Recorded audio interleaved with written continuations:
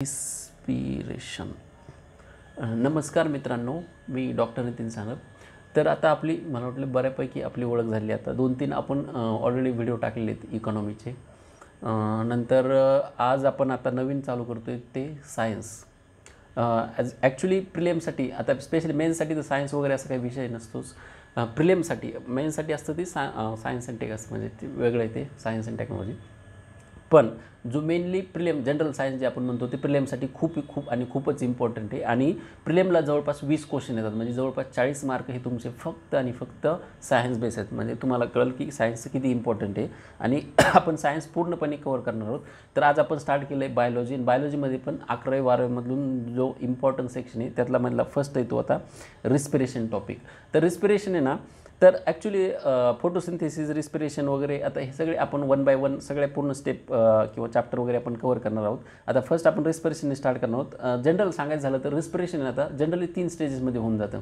आता हे वाचताना तुम्हाला कळेलच की नॉर्मली एक असतं ते ग्लायकोलिसिस असतं, त्याच्यानंतर दुसरं असतं ते जे कनेक्टिंग लिंक म्हणतो आपण.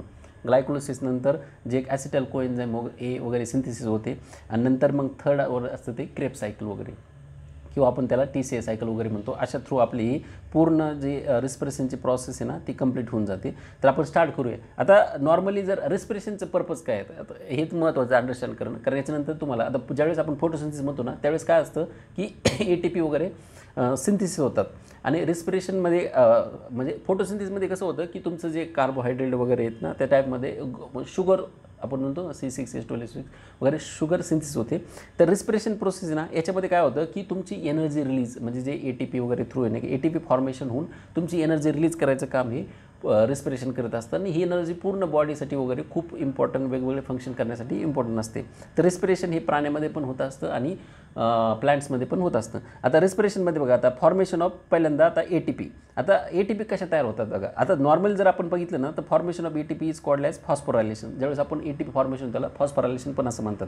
आणि हां, एक महत्त्वाचं आहे की हे जरी इंग्लिशमध्ये असलं तरी मी प्रत्येक तुम्हाला मराठीमध्ये एक्सप्लेन करून सांगणार आहे. त्यामुळं काही विशेष असं काही लोड घेऊ नका की काही काहींना इश्यू असतो. पण बऱ्यापैकी सायन्स हा विषय ना तुम्ही इंग्लिशमध्ये जर वर्ड्स वगैरे लक्षात ठेवले तर आणखीन चांगलं राहील. कारण ते आन्सर देताना वगैरे किंवा आयडेंटिफाय करताना मराठीमध्ये कसं होतं की तेवढे परफेक्ट वगैरे तेवढे वर्ड्स वगैरे लिहिलेले नसतात कधी, त्यामुळे इश्यू येतात.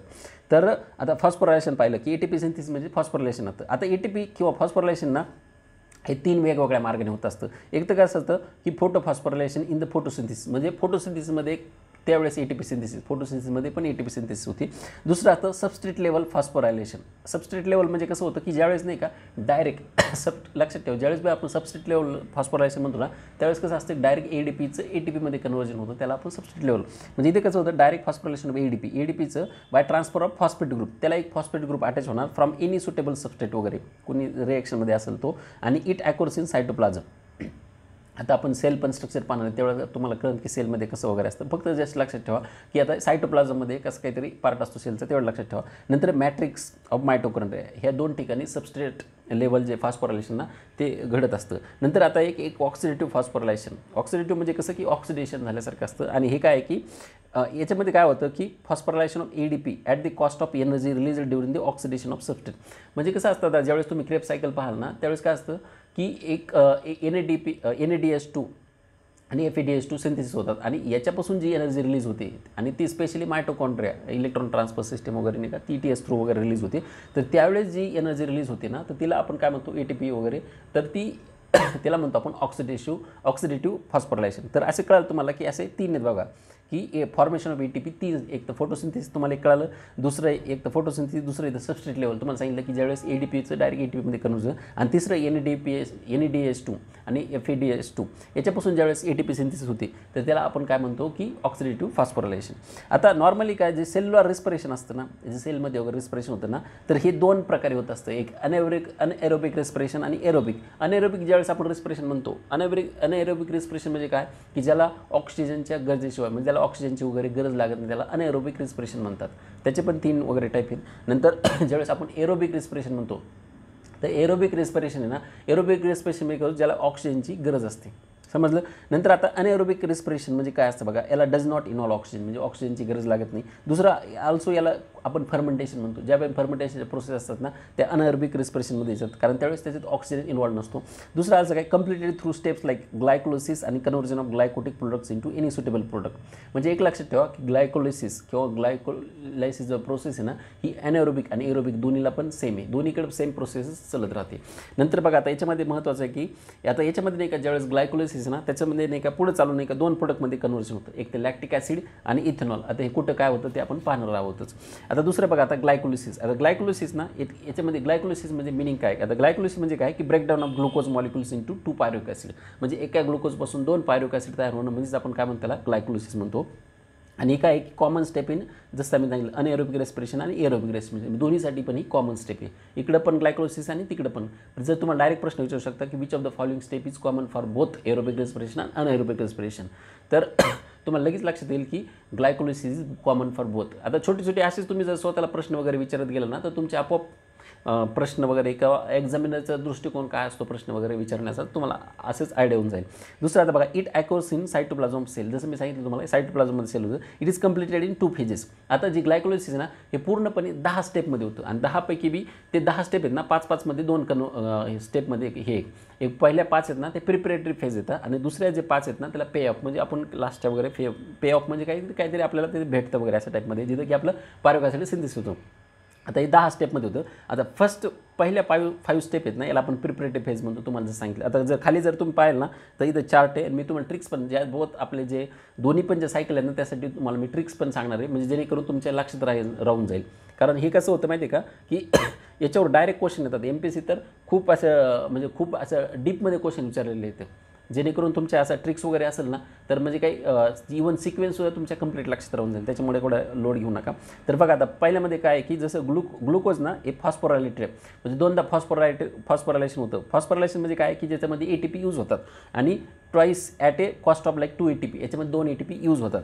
आणि ए मॉलिक्यूल पहिल्यांदा नाही का फ्रुक्टोज 1,6 बायफॉस्फेट तयार होतो आणि त्याच्यानंतर पुढे जाऊन नाही का त्याच्यापासून नाही का शेवटी नाही का एक ग्लिसरॉल्डिहाइड 3 फॉस्फेट तयार होतो. आणि हेच ज्यावेळेस आता इथं बघा हे बघा ग्लुकोज 1 नंबर आहे, नंतर हे ग्लुकोज 6 फॉस्फेट, नंतर हे फ्रुक्टोज 6 फॉस्फेट. असं जर 1 2 म्हणजे हा 1 हे 2 असं हे 3 4 आणि हे 5.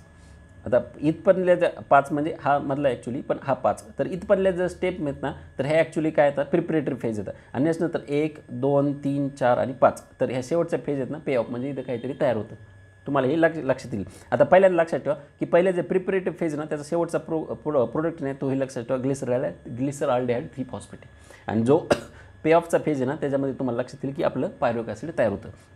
आता महत्त्वाचं बघा लक्षात ठेवा की आता पे ऑफ फेज हे तुम्हाला कळलं. आता आपल्याला लक्षात ठेवायचं बघा याच्यामध्ये आणि एन्झाईम पण लक्षात ठेवले तर चालतील, चांगलंच आहे. नाही जर लक्षात राहिले तर ते पण मेन बेसिक जे मी सांगतो ते तर लक्षातच ठेवायचं. आता यासाठी नाही काय बघा हे पहिल्यांदा ग्लुकोज मी ट्रिक्स पण सांगतो, नंतर अगोदर तुम्हाला फक्त एक सांगतो, नंतर मग तुमच्या कसं लक्षात ठेवायचं ते पण सांगतो. पहिल्यांदा काय होतं ग्लुकोज 6 फॉस्फेट असतं, ग्लुकोज 6 कार्बनचा कंपाऊंड आहे त्याचं नाही का कशामध्ये ग्लुकोज 6 फॉस्फेटमध्ये कन्व्हर्जन होतं.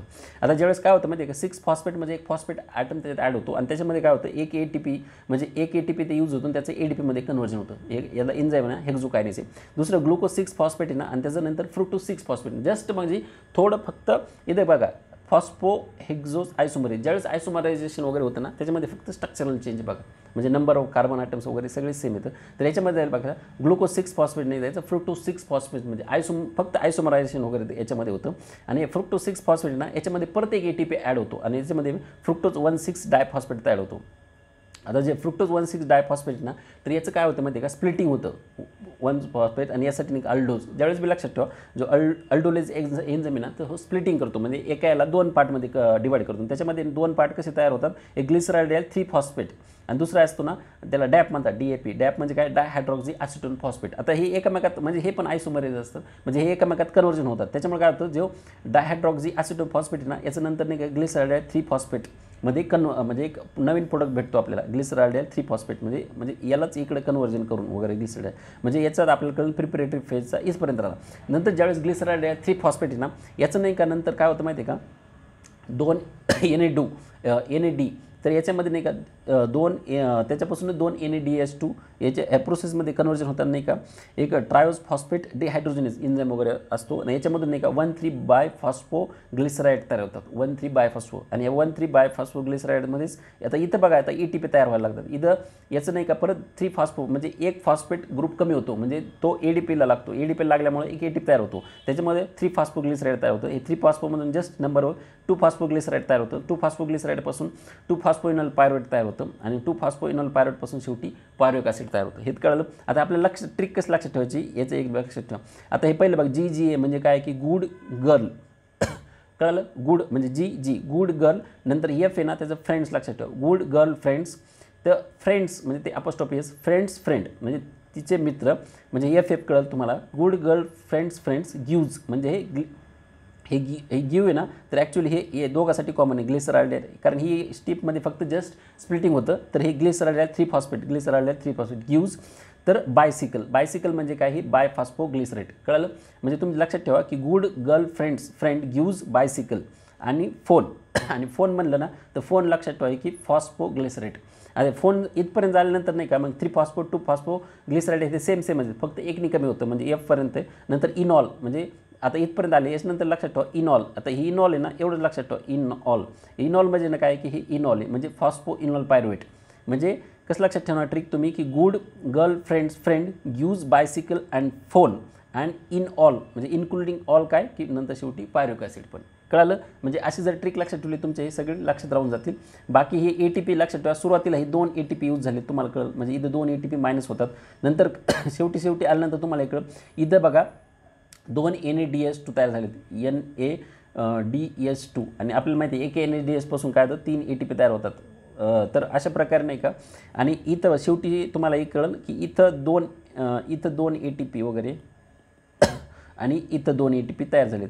तर हे फक्त लक्षात ठेवा, मी तुम्हाला ज्यावेळेस सायकलचं कॅल्क्युलेशन वगैरे येईल ना त्यावेळेस मी एक्झॅक्ट सांगेल की तुम्हाला म्हणजे इथं आपण हे का पाहिलं ते. कारण शेवटी ज्यावेळेस तुम्हाला क्रेब सायकल, ग्लायकोलिसिस आणि कनेक्टिंग लिंक वगैरे म्हणजे ATP कुठं कशा सिंथेसिस होतात मी तुम्हाला एक्झॅक्ट सांगेल. इथं फक्त लक्षात ठेवा हे 2 NADPH2 नंतर हे 2 ATP, हे 2 ATP आणि हे 2 ATP म्हणजे एक तर तुमच्या लक्षात आलं. आता हे 2 ATP आणि हे 2 ATP जर कॅन्सल केले, कारण हे मायनस आणि हे मायनस इथं लिहिलं होतं, याच्यापासून इथं काय होतं ना की 3 म्हणजे 2 पासून 3 म्हणजे एकापासून 3 होतात म्हणजे 2 पासून किती होणार 6 ATP, कळलं. हे 6 ATP आणि प्लस हे 2 म्हणजे 6 आणि 2 म्हणजे कळलं तुम्हाला जनरल की ग्लायकोलिसिसमध्ये आपल्याला 8 ATP तयार होतं, एवढं लक्षात ठेवायचं.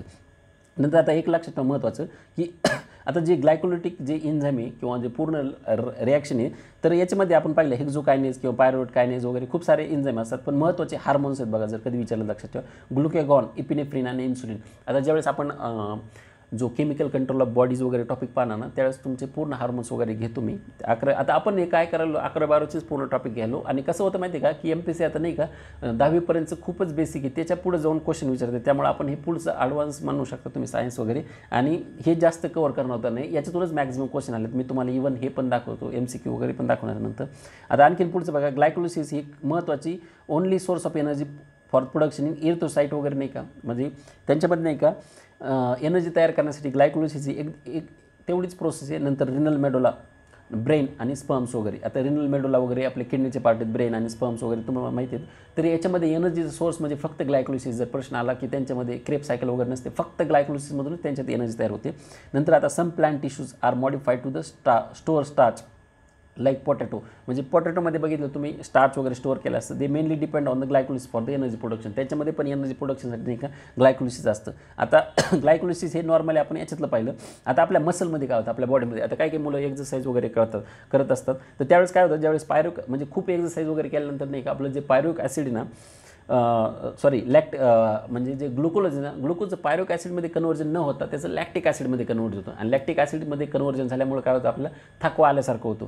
तर ज्यावेळेस पायरुविक ॲसिड ना विच इज इल्ड्स म्हणजे लॅक्टिक ॲसिडमध्ये, आणि ज्यावेळेस आपलं लॅक्टिक ॲसिड ना आपल्या मसलमध्ये ॲक्युमुलेट होतं म्हणजे बॉडी जे मसलमध्ये ना त्याच्या साठलं जातं, त्यावेळेस आपल्याला थकवा आल्यासारखं होतो. आणि ज्यावेळेस आपण रेस्ट करतो त्यावेळेस काय होतं ते लॅक्टिक ॲसिड ना ते परत reconverted to pyruvic acid which is channelled back into aerobic respiration pathway. म्हणजे कळालं की नॉर्मली पायरुविक ॲसिडचं नाही काय पुढं चालून आता नॉर्मली जे ग्लुकोजपासून आपण काय बघितलं की पायरुविक ॲसिड तयार होतं, ग्लुकोजपासून नाही का पायरुविक ॲसिड तयार होतं. तर ह्या ग्लुकोजपासून जे पायरुक ॲसिड तयार झालेलं आहे त्याचं नॉर्मली पुढे जाऊन नाही का याच्यामध्ये कन्व्हर्जन होतं, कशामध्ये, लॅक्टिक ॲसिडमध्ये. आता पुढचं महत्त्वाचं टॉपिक पुढचं आहे की बघा आता काही आता जसं बघितलं आपलं मसलमध्ये काय होतं की जे पायरुविक ॲसिड आहे त्याचं लॅक्टिक ॲसिडमध्ये कन्वर्ट होतं आणि ईस्टमध्ये काय होतं याच्यामध्ये का अल्कोहोलमध्ये कन्वर्ट होतं आणि ही इम्पॉर्टंट प्रोसेस आहे. त्याच्यामुळे ही अल्कोहोल म्हणजे फॉर्मेशनमध्ये अल्कोहोल तयार करण्यासाठी वगैरे पण हे वापरतात, त्याला आपण अल्कोहोलिक फर्मेंटेशन म्हणतो. आता हे जे पूर्ण जर पाहिलं ना तर ह्या काय होतं की अनएरोबिक रिस्पिरेशन होतं, अनएरोबिक. आता जे आपण बघणार ना ते एरोबिक रिस्पिरेशन पाहणार आहोत. आता एरोबिक रिस्पिरेशनमध्ये बघा महत्त्वाचं आहे की याच्यामध्ये नाही का ऑक्सिजन ॲक्ट म्हणजे ऑक्सिजन ना तो इम्पॉर्टंट आहे. आणि कशामुळं, एरोबिक म्हणलं ऑक्सिजनच नावातच आहे आणि दुसरं म्हणजे काय तो act as a final electron acceptor म्हणजे शेवटचा जो इलेक्ट्रॉन आहे तो ऑक्सिजन ॲक्सेप्ट करतं. हा MCQ आहे, हे विचारू शकतात की बाबा म्हणजे ETS वगैरे किंवा जे एरोबिक रेस्पिरेशनमध्ये फायनल इलेक्ट्रॉन ॲक्सेप्टर म्हणून कोण असतो, तर काही पण ऑप्शन देऊ शकतात. लक्षात ठेवा, oxygen act as a final electron acceptor. नंतर बघा आता ग्लुकोज. आता याच्यामध्ये काय होतं, glucose is completely oxidise in this process which is operated through steps. आता स्टेप्स कोणकोणत्या याच्यामध्ये, ग्लायकोलिसिस आपण जे बघितलं, जे दोन्हीला पण कॉमन असते ते आपण बघितले. नंतर प्रोडक्शन ऑफ ॲसिटाइल कोएन्झाइम आहे, तर जे ग्लायकोलिसिसमध्ये पायरुक ॲसिड तयार होते, पायरुक ॲसिडमधूनच आपल्याला काय होतं, ॲसिटाइल कोएन्झाइम ए तयार होतं आणि यालाच आपण काय म्हणतो, कनेक्टिंग लिंक. कशातली, क्रेब्स सायकल आणि ग्लायकोलिसिसमधली. तर हा पण MCQ विचारू शकतात बघा. लक्षात ठेवा की which of the following is connecting link between glycolysis आणि क्रेब्स सायकल. तर महत्त्वाचं लक्षात ठेवा ॲसिटाइल कोएन्झाइम आहे. आणि नंतर मग शेवटी असतं ते इलेक्ट्रॉन ट्रान्सफर चेन रिॲक्शन आणि नंतर टर्मिनल म्हणजे त्याचं पार्ट आहे टर्मिनल ऑक्सिडेशन वगैरे. तर असं पण विचारू शकतात की स्टेप्स वगैरे कशा तर लक्षात ठेवा. पहिल्यांदा ग्लायकोलिसिस आहे, दुसरी क्रेब्स सायकल आहे, पहिल्यांदा ग्लायकोलिसिस, दुसरी क्रेब्स सायकल आणि शेवटी ETS वगैरे येते. जर तुम्हाला असं याच्यामध्ये जर क्रोनॉलॉजी वगैरे याच्यामध्ये क्वेश्चन जर विचारलं. आता कन्वर्जन ऑफ पायरुक ॲसिड इंटू ॲसिटाइल कोएन्झाइम कसं होतं बघा. आता नॉर्मली पायरुक ॲसिड बघितलं आपण की कशापासून, ग्लुकोजपासून पायरुक ॲसिड सिंथेसिस होतं. तर पायरुक ॲसिड ना याच्यामध्ये काय होतं, जे कोएन्झाइम ए ॲड होतो आणि याच्यामध्ये NAD+ हे ॲड होतात आणि इथंच नाही का एक NADH2 तयार होतो आणि याच्यापासून नाही का पायरुवेट डिहायड्रोनेज कॉम्प्लेक्स नावाचं एक एन्झाइम असतं, त्याच्यापासून नाही का ॲसिटाइल कोएन्झाइम प्लस CO2 इथं तयार होतात. तर यालाच आपण काय म्हणतो, कनेक्टिंग लिंक बिटवीन ग्लुकोज आणि क्रेब्स सायकल. हे खूप इम्पॉर्टंट आहे, MCQ विचारू शकतात. आता आपल्याला पाहायचं ती क्रेब्स सायकल. आता क्रेब्स सायकल ना याला TCA सायकल पण म्हणतात आणि किंवा सिट्रिक ॲसिड सायकल पण म्हणतात. लक्षात ठेवा. बाकी कधी कधी काय असतं की आपल्याला फक्त एकच नाव माहीत असतं आणि एक्झाममध्ये कधी कधी TCA वगैरे दिलं किंवा सिट्रिक ॲसिड सायकल दिलं तर आपल्याला असं वाटलं की अरे वेगळंच काहीतरी आपण वाचलेलं नाही. तर हे लक्षात ठेवा, ही तिन्ही नावं येतं. आणि कधी कधी काय होतं मध्ये काही 9वी 10वीचे बुक्स वगैरे नाही का त्याच्यामध्ये हे जे आपण म्हणतो ना ही बाकीची नावं दिलेली नसतात आणि मग भरपूर वेळा मुलांना असं होतं की क्वेश्चन येत असताना पण चुकतो, कारण तो त्यांच्या सोर्समध्ये फक्त त्याचं जे अल्टरनेटिव्ह नाव आहे ना ते दिलेलं नसतं. त्याच्यामुळे हे महत्त्वाचं आहे. नंतर बघा आता पायरुक ॲसिड ना प्रोड्यूस्ड बाय द ग्लायकोलिसिस. आता आपण पाहिलं की ग्लायकोलिसिसने काय होतं, ग्लुकोजचं पायरुक ॲसिडमध्ये तयार होतं, undergoes aerobic oxidation in the mitochondria. बघा आता जे क्रेब्स सायकल वगैरे नाही हे मायटोकॉन्ड्रियामध्ये होती आणि मायटोकॉन्ड्रियल मॅट्रिक्समध्ये थ्रू द TCA म्हणजे त्याला क्रेब्स सायकल म्हणतात. धिस सायकल सर्व as A common oxidative pathway for. आता ही कॉमन ऑक्सिडेटिव्ह पाथवे कशासाठी, कार्बोहायड्रेटचं पण ऑक्सिडेशन होतं, फॅटचं पण होतं आणि प्रोटीनचं बघ या सगळ्याचं तिथं ऑक्सिडेशन होतं. म्हणजे आपण ते यूज करतो. कसं होतं, नॉर्मल जर आपण जरी अन्न वगैरे खाल्लं असलं समजा कार्बोहायड्रेट वगैरे म्हणजे आपण चपाती भाकरी वगैरे खातो ना, तर हे कसं असतं कार्बोहायड्रेट वगैरे स्टार्चमध्ये असतं आणि याला कसं असतं आपल्याला एनर्जीमध्ये कन्वर्ट करावं लागतं. याचं ऑक्सिडेशन करायचं काम हे नाही का, मग हे TCA सायकल किंवा क्रेब्स सायकलमध्ये होऊन जातं. Moreover the some intermediate products of TCA cycle are used in the synthesis of important biomolecules such as. याच्यामध्येच नाही का TCSमध्ये नाही का बाकी पण प्रोडक्ट तयार होतात लाईक ग्लुटॅमॅट किंवा आस्पिरेट वगैरे, तर हे अमिनो ॲसिड वगैरे तयार होतात. त्यामुळे लक्षात ठेवा, जरी इथं क्रेब्स सायकलमध्ये काही सिंथेसिस आता काही ब्रेकडाऊन होते, जसं की कार्बोहायड्रेट प्रोटीन आणि फॅटचं ब्रेकडाऊन होते, पण सेम टाईमला काही इथं नाही का काय काहीचं सिंथेसिस पण होते. त्याच्यामुळे याला आपण म्हणतो का ॲम्फिबोलिक पाथवे. म्हणजे बोथ ही काय कॅटाबॉलिक तर आहेच आहे, ब्रेकडाऊन तर करते, पण ॲनाबॉलिक पण आहे कारण काही सिंथेसिस पण करते. लक्षात ठेवा की रिस्पिरेशनसुद्धा ॲम्फिबोलिक पाथवे, इथे ॲनाबॉलिक आणि कॅटाबॉलिक दोन्ही रिॲक्शन होतात आणि फोटोसिंथेसिस ऑल्सो ॲम्फिबोलिक पाथवे. म्हणजे तिथं दोन्ही बी म्हणजे रिडक्शन आणि ऑक्सिडेशन बोथ टेक्स प्लेस, हे लक्षात ठेवा. नंतर आता आपल्याला सायकल पाहायची क्रेब्स सायकल. आता क्रेब्स सायकल पाहण्याच्या अगोदर नाही का मी तुम्हाला एक ट्रिक सांगतो. ट्रिक जर लक्षात राहिली का म्हणजे तुमच्या लगेच लक्षात राहून जाईल. आता एक ट्रिक्स मी इथे लिहून ठेवली तशी लक्षात ठेवा. बघा ऑल कॉलेजेस इन ऑक्झा काश्मीर म्हणजे काश्मीरमधले ऑक्झा काश्मीर लक्षात ठेवा. ऑल कॉलेजेस इन ऑक्झा Kashmir shall start from March onwards. म्हणजे काश्मीरमधले जे सगळे म्हणजे पूर्ण काश्मीर कॉलेजेस काश्मीरले नाही का ते मार्च च्या नंतर सगळे चालू होणार आहेत. तर याच्यावरून आपल्याला ट्रिक पाहिजे. आता आपण हे बघितलं पायरुव्हिक ॲसिडचं ॲसिटाइल कोएन्झाइमपर्यंत तयार होतं. आता हे आपण ऑलरेडी बघितलं, त्याचं बघायचं नाही. आता बघायचं इथून पुढे बघायचं ॲसिटाइल कोएन्झाइमने हे ऑक्झॅलो ॲसिडेटसोबत कंबाईन होतं. ॲसिटाइल कोएन्झाइम ऑक्झॅलो ॲसिडेटसोबत कंबाईन होतं आणि त्यावर काय होतं सिट्रेट म्हणजे म्हणजे ॲसिटाइल कोएन्झाइम आणि सिट्रेट म्हणजे कॉलेजेस. कळलं, ऑल कॉलेजेस म्हणजे सिट्रेट म्हणजे याच्यापासून हे सिट्रेट तयार होतं. आणि ही रिॲक्शन कशी माहिती आहे का, कंडेन्सेशन. लक्षात ठेवा इथं कंडेन्सेशन. आता लक्षात ठेवा कंडेन्सेशनमध्ये कसं असतं माहिती आहे का, की काहीतरी पाण्याचं कंडेन्सेशन वगैरे होतं बघा, ढग तयार होतात वगैरे. म्हणजे कंडेन्सेशन म्हणजे असं काहीतरी एकत्र येऊन असं हे म्हणजे सोप्या लँग्वेजमध्ये लक्षात ठेवा कंडेन्सेशन. त्याच्यामध्ये नंतर का बघा ॲसिटाइल कोएन्झाइम म्हणजे दोन प्रोडक्ट एकत्र येतात, ॲसिटाइल कोएन्झाइम आणि ऑक्झॅलो ॲसिटेट. आणि याच्यापासून काय होतं की सिट्रेट तयार होतं म्हणजे ऑल कॉलेज. आता सिट्रेटपासून सिस आयसोनेट वगैरे हे काही लक्षात ठेवायची गरज नाही, पण कारण ते डिहायड्रेशन असेल. त्याच्यानंतर बघा आयसोसिट्रेट. इन म्हणजे बघा आयसोसिट्रेट याच्यामध्ये ऑल कॉलेजेस. इन म्हणजे हे इनचं आय म्हणजे आयसोसिट्रेट आणि इथं काय होतं डिहायड्रेशन होतं. लक्षात ठेवा. नंतर हे आयसोसिट्रेटचं ऑक्झॅलो सक्सिनेट ॲसिड हे ऑक्झा आहे ना, इन ऑक्झा, तर याच्यामध्ये आयसोसिट्रेट ऑक्झॅलो सक्सिनिक ॲसिडमध्ये कन्वर्जन होतं. आणि हे होत असताना लक्षात ठेवा इथं एक NaDH2 तयार होतो. कळलं, हे महत्त्वाचं आहे. एक NaDH2 कधी कधी विचारू शकतात की कुठे NaDH2 तयार होतात, तर सगळ्यात महत्त्वाचं आयसोसिट्रेट म्हणजे इन ऑक्झा काश्मीर म्हणजे इन आणि ऑक्झा म्हणजे आयसोसिट्रेट आणि ऑक्झॅलो सक्सिनिक ॲसिडमध्ये एक NaDH2 तयार होतो. नंतर ऑक्झॅलो सक्सिनिक ॲसिड तर नंतर त्याचं काय तर अल्फा कीटोग्लुटारेटमध्ये कन्वर्जन होतं म्हणजे ऑक्झा काश्मीर म्हणजे काय ग्लुटॅरेट अल्फा कीटोग्लुटारेटमध्ये कन्वर्जन होतं. नंतर ज्यावेळेस अल्फा कीटोग्लुटारेट ना याचं कन्वर्जन कशामध्ये सक्सिनिल कोएन्झाइम एमध्ये होतं. आणि ज्यावेळेस अल्फा कीटोग्लुटारेटचं सक्सिनिल कोएन्झाइम एमध्ये कन्वर्जन होतं त्यावेळेस आणखीन एक NaDH2 तयार होतो. लक्षात ठेवा NaDH2 कुठं तयार होतात विचारू शकतात. नंतर ज्यावेळेस सक्सिनिल कोएन्झाइम एचं नंतर नाही का आता हे बघितलं ऑक्झा काश्मीर शाल म्हणजे काय सक्सिनिल कोएन्झाइम. आता स्टार्ट म्हणजे काय सक्सिनेट म्हणजे सक्सिनिल कोएन्झाइम टू सक्सिनेट ज्यावेळेस कन्वर्जन होतं त्यावेळेस एक FADH2 तयार होतो आणि एक ATP तयार होतो. लक्षात ठेवा इथे एक ATP तयार होतो. नंतर आता पुढे जाऊन बघा हे ज्यावेळेस तयार सक्सिनेट ना आता फ्रॉम म्हणजे सक्सिनेटचं फ्युमेरेटमध्ये कन्वर्जन म्हणजे स्टार्ट फ्रॉम म्हणजे फ्युमेरेटमध्ये कन्वर्जन होतं. आणि फ्युमेरेटचं नंतर हे मार्च म्हणजे मॅलेटमध्ये कन्वर्जन होतं. आणि मॅलेटचं नंतर ऑनवर्ड्स ना म्हणजे ऑक्झॅलो सक्सिनेट म्हणजे अशी पूर्ण सायकल कंप्लीट होते. तर एक लक्षात ठेवा सुरुवातीला फक्त कंडेन्सेशनमध्ये काहीतरी ॲड होतं, दुसऱ्यामध्ये डिहायड्रेशन होतं. नंतर ऑक्सिडेटिव्ह डिकार्बॉक्झिलेशन म्हणजे कार्बन ऑक्सिडेटिव्ह प्रोसेस आहे पण कार्बन डायऑक्साईड बाहेर जातो म्हणजे कार्बॉक्झिलेशन डिकार्बॉक्झिलेशन काहीतरी बाहेर जातं. नंतर ऑक्सिडेटिव्ह डिकार्बॉक्सिलेशन. आता हे प्रश्न महत्त्वाचे बघा सबस्ट्रेट लेवल फॉस्फोरायलेशन कुठं होतं कोणत्या स्टेपला होतं हे प्रश्न विचारू शकतात. ते लक्षात ठेवा सक्सिनिल कोएन्झाइम SS मध्ये शाल स्टार्ट म्हणजे दोन SS मध्ये सबस्ट्रेट लेवल फॉस्फोरायलेशन होतं. तर तिथं काय लक्षात ठेवा सक्सिनिल कोएन्झाइम A टू सक्सिनेट तर इथं काय होतं सबस्ट्रेट लेवल फॉस्फोरायलेशन होतं. आणि ह्यावेळेस नाही का काय होतं की एक ATP तयार होतो. तर याच्यानंतर नाही का आता हे बघा सक्सिनिल कोएन्झाइमचं फ्युमेरेटमध्ये तयार होतं फ्युमेरेटमध्ये कन्वर्जन होतं सक्सिनेटचं आणि डिहायड्रोजिनेशन होतं. आणि नंतर फ्युमेरेटचं मॅलेटमध्ये कन्वर्जन होतं त्याला हायड्रेशनमध्ये पाणी ॲड होतं बघा पाणी आतमध्ये चालले आणि याच्यानंतर डिहायड्रेशनमध्ये पाणी बाहेर निघतं ते शेवटच्या स्टेपमध्ये ऑक्सिजन. आता काय झालं माहिती का आता जर 2023ची जर प्रिलिमची एक्झाम बघितली तुम्ही 2022चा तर प्रिलिमचा एक क्वेश्चन आहे बघा इथं आलेला की ड्युरिंग क्रेप सायकल किंवा क्रेप सायकलच्या वेळी नाही का मराठीत जरी वाचलं तरी बघा काय होतं माहिती का रिस्पिरेशनमध्ये आता रिस्पिरेशन आपण जे बघितलं त्यावेळेस फ्युमिरिक ॲसिड आणि कन्वर्टेड इंटू मॅलिक ॲसिड म्हणजे कळलं तुम्हाला की हे बघा हे फ्युमिरिक ॲसिड आहे त्याचं मॅलिक ॲसिडमध्ये ज्यावेळेस कन्वर्जन होतं तर त्यावेळेस त्यांनी काय विचारलं की कोणती प्रोसेस होते.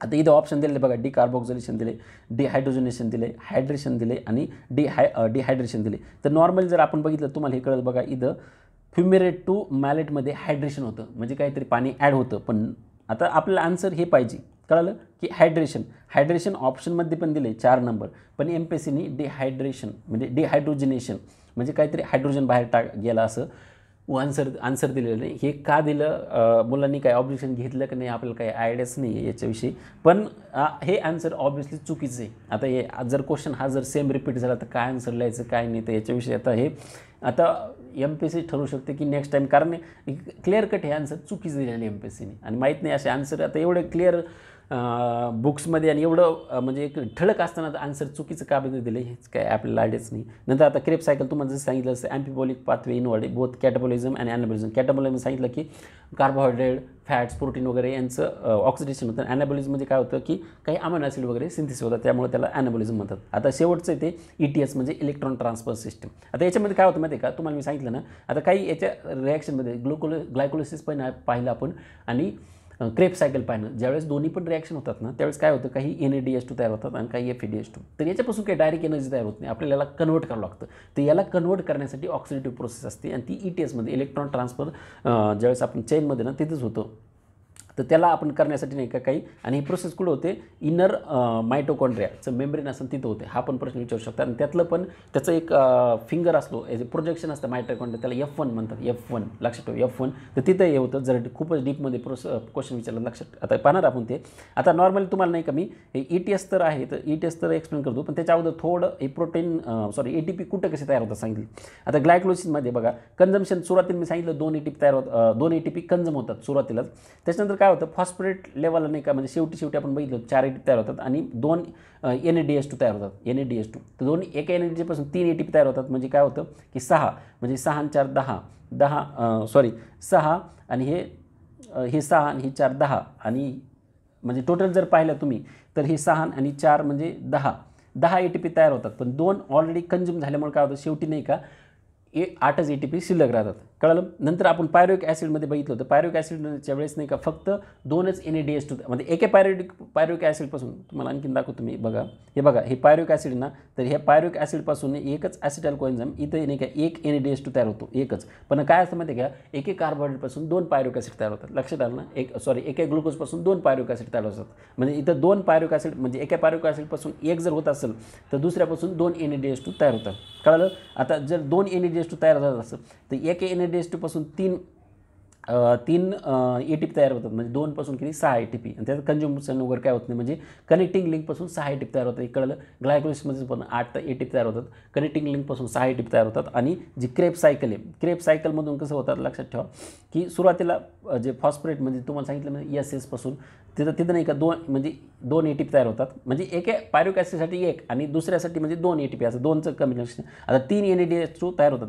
म्हणजे एका NADH2 3 तयार होतात. पण इथं मी तुम्हाला सांगितलं ना, कुठे गेलं बघा, आता इथं हे आहेत ना, हे बघा हे 3 म्हणजे 1 2 हे 1 हे 2 आणि हे 3 म्हणजे 3 NADH2 तयार होतात. म्हणजे एका पायरुविक ॲसिडपासून 3, तर आपल्या असे 2 पायरुविक ॲसिड तयार होतात. म्हणजे 2 पायरुविक ॲसिडपासून 6 NADH2 आणि एका NADH2पासून 3 ATP तयार होतात. म्हणजे 6 18 ATP तयार होतात. म्हणजे हे 18 आणि FADH2 2 तयार होतात. म्हणजे आणि एका FADH पासून 2 ATP तयार होतात. म्हणजे हे 18 आणि 4 22 कळालं. 22 आणि हे 2 असे 24 ATP तयार होतात. कळालं. म्हणजे असे 24 म्हणजे टोटल जर पाहिलं तर हे 8 आणि 6 आणि हे 24 तर 38 पूर्ण प्रोसेसमधून आणि 2 कंझ्युम झाल्यामुळं 38 ATP आपले तयार होतात. लक्षात ठेवा. ATP म्हणजे एका ग्लुकोज मॉलिक्यूल जर क्वेश्चन विचारला तर एका ग्लुकोजपासून 38 म्हणजे 38 ATP तयार होतात. लक्षात ठेवा. नंतर आता आपली रिॲक्शन कशी होती ETSमध्ये लक्षात ठेवा. आता ज्यावेळेस इलेक्ट्रॉन आहे ना, इलेक्ट्रॉन शेवटी काय कॉम्प्लेक्स जो इलेक्ट्रॉन ट्रान्सफर होतो ना शेवटी, तो कशाकडे येतो, मॉलिक्युलर ऑक्सिजनकडे तो येतो. मी सांगितलं तुम्हाला सुरुवातीला की लास्ट इलेक्ट्रॉन ॲक्सेप्टर ना तो ऑक्सिजन असतो. ज्यावेळेस त्यालाच आपण टर्मिनल ऑक्सिडेशन म्हणतो. याच्यामध्ये काय होतं, रिड्यूस्ड मॉलिक्युलर ऑक्सिजन. तो मॉलिक्युलर ऑक्सिजन तो काय होतं माहिती आहे का, तो रिॲक्ट विथ द प्रोटॉन. आणि प्रोटॉन कुठून, मायटोकॉन्ड्रियापासून येतो. लक्षात ठेवा. तर तो प्रोटॉनसोबत रिॲक्ट होतो आणि काय करतो की एक फॉर्म द वॉटर मॉलिक्यूल, त्यालाच आपण काय होतो मेटाबॉलिक वॉटर म्हणतो, मेटाबॉलिक वॉटर. आता याच्यामध्ये proton necessary are channelled from the outer chamber of the mitochondria into inner chamber. त्यालाच काय म्हणतो आपण F0 part of the oxysome किंवा complex 5 present in the inner mitochondrium. This is proton channel by the F0 is coupled with catalytic site of F1. कळलं. तुम्हाला सांगितलं ना F1 फिंगरवरच पूर्ण प्रोसेस चालती आणि हे synthesis of ATP from the ADP आणि इनऑर्गॅनिक फॉस्फेट नाही का तिथंच होतं. दिस इज ऑक्सिडेटिव्ह फॉस्फोरायलेशन आणि त्यालाच आपण इथंच ऑक्सिडेटिव्ह फॉस्फोरायलेशन म्हणतो. As the transfer of proton is accompanied with the synthesis of ATP. इथून ATP तयार होतात. त्याच्यामुळे याला केमिओ ऑस्मोसिस बाय असं पीटर मेचलनी म्हणलेलं आहे. एवढं लक्षात ठेवा. आता हे काय एवढं काही डीपमध्ये जायची गरज नाही. फक्त एक लक्षात ठेवा F1 हे नाव महत्त्वाचं आहे की इथं सगळं ETS ट्रान्सफर होतं, इलेक्ट्रॉन ट्रान्सफर. आणि ETSमध्ये आता ETSचं इम्पॉर्टन्स काय, शेवटी ETSचं इम्पॉर्टंट खूप इम्पॉर्टंट आहे सगळ्यात, कारण इथं सगळ्यात जास्त ATP तयार होतात. ETS म्हणजे काय की बाबा इलेक्ट्रॉन ट्रान्सपोर्ट सिस्टम और terminal oxidative generate major amount of energy. कशामुळं? कारण इथं 34 ETP, ज्या पूर्ण 38 ETP तयार झाले ना, त्यातल्या 34 ETP ह्या ETSमध्येच तयार होतात, त्याच्यामुळे खूप इम्पॉर्टंट आहे. नंतर हे regenerates the oxidised coenzyme such as like NAD+ आणि FAD+ from the reduced forms. त्याच्यामुळे काय होतं की म्हणजे जे NADH2 आणि FADH2 पासून परत हे NAD आणि FAD तयार करतात, FAD, आणि हे काय करतात, परत रिसायकल करतात एन्झाईममध्ये, त्याच्यामुळे important. It also provides the water molecule for the Krebs cycle. आता शेवटी जर आपण पाहिलं ना, मेटाबॉलिक वॉटर मॉलिक्यूल ते क्रेब सायकलसाठी नाही काही वॉटर पण प्रोव्हाइड करतं. आणि it releases energy in step wise manner to prevent the damage of cells. कळलं? ते एनर्जी पण रिलीज करतं. आता रिस्पिरेटरी क्वोशंट असं म्हणू शकतो आपण याला.